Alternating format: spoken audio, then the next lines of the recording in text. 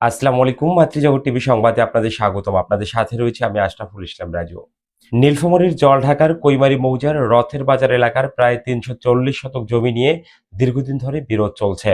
অভিযোগ রয়েছে, আদালতের রায় ও বৈধ কাগজপত্র থাকলেও জমির মালিকরা এখনো দখল বুঝে পাননি। আদালতের নির্দেশে জমিটি বর্তমানে থানা হেফাজতের মাধ্যমে রিসিভারের মাধ্যমে চাষাবাদ করা হচ্ছে। এই সময় রিসিভারের লোকজনের উপর হামলার অভিযোগ উঠেছে, এতে কয়েকজন আহত হন।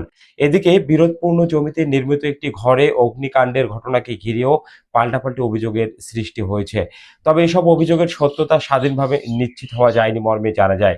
পাওয়া যায়নি অভিযুক্তদের বক্তব্য। এ ঘটনায় সুষ্ঠু তদন্তের মাধ্যমে প্রকৃত ঘটনা উদ্ঘাটনের দাবি জানিয়েছেন এলাকাবাসী। জলঢাকা থেকে আজম বাদশা সাবুর পাঠানো ভিডিও তথ্যচিত্রে বিস্তারিত জানাচ্ছেন বৈদ্যুজ্জামান বুলেট। নীলফামারীর জলঢাকা উপজেলার কৈবারী মৌজার রথবাজার এলাকার প্রায় ৩৪০ শতক জমি নিয়ে দীর্ঘদিন ধরে বিরোধ চলমান রয়েছে। অভিযোগ অনুযায়ী জমির দাবিদার আব্দুল সাত্তার ও রাবেয়া খাতুনের নামে বৈধ কাগজপত্র এবং আদালতের আদেশ থাকলেও তারা এখনো জমির দখল বুঝে পাননি। তাদের দাবি, জমি দখল নিতে গেলে বারবার বাধার মুখে পড়তে হচ্ছে তাদের। স্থানীয় সূত্রে জানা যায়, আদালতের নির্দেশ বিরোধপূর্ণ জমিটি বর্তমান থানা হেফাজতের রয়েছে এবং অচির নিয়োগকৃত রিসিভারের তত্ত্বাবধানে জমিতে চাষাবাদ করা হচ্ছে মর্মে জানা যায়। যখন ওয়াকাই ধরছে সিগার এলার লোক নামিছে তখন ওমা কি করছে দৌড়িয়ে শুয়া বাড়িতে আগুন লাগিয়ে দিছে। অভিযোগ রয়েছে, রিসিভারের নিয়োগপ্রাপ্ত শ্রমিকরা জমিতে কাজ করতে গেলে আবুল কালাম আজাদ, আব্দুল সালাম এবং তাদের সহযোগীরা হামলা চালান। এতে সেলিম, জুয়েল ও তুহিন নামের ৩ জন আহত হওয়ার অভিযোগ উঠেছে। পরে স্থানীয়দের হস্তক্ষেপে পরিস্থিতি নিয়ন্ত্রণে আসে।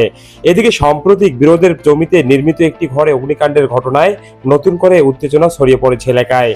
এক পক্ষের অভিযোগ, প্রতিপক্ষ নিজের ঘরে নিজে আগুন লাগিয়ে রিসিভারের লোকজনকে ফাঁসানোর চেষ্টা চালাচ্ছে। তবে স্থানীয় কয়েকজনের দাবি, আগুনের ঘটনাটি নিয়ে ভিন্ন মত রয়েছে। এ বিষয়ে স্বাধীনভাবে কোনো পক্ষের অভিযোগের সত্যতা নিশ্চিত হওয়া যায়নি। এদিকে এই প্রতিবেদন প্রস্তুতের সময় অভিযুক্তদের কোনো বক্তব্য পাওয়া যায়নি। এলাকাবাসীদের দাবি, নিরপেক্ষ তদন্তের মাধ্যমে প্রকৃত ঘটনা উদ্ঘাটন করে দায়ীদের বিরুদ্ধে আইনগত ব্যবস্থা গ্রহণ করা হোক। আর ওখানে গেছি যে মানে ওরা সকালবেলায় ভোরে যে চাষ করছে, চাষ টাস করিয়ে ওরা মানে পোয়া গাড়া শুরু করে দিছে।